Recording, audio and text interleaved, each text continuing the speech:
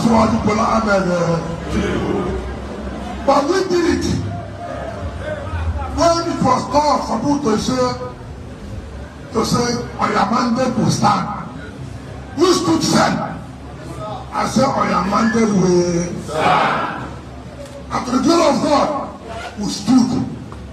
And Oyamande will stand today is very strong. So you are the ones who made the mandate to be strong. As far as the last step is outside. So all these people now you are seeing, and the man they will start that time, when they were needed most, they couldn't sing that.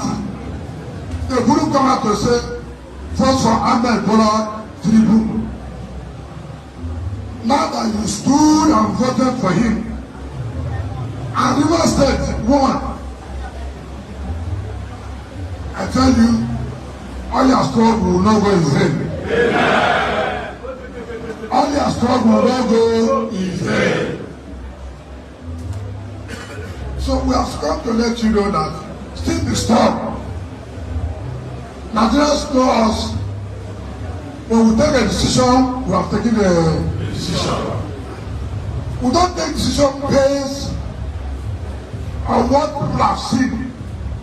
We take a decision based on what we are convinced, we believe that this will happen.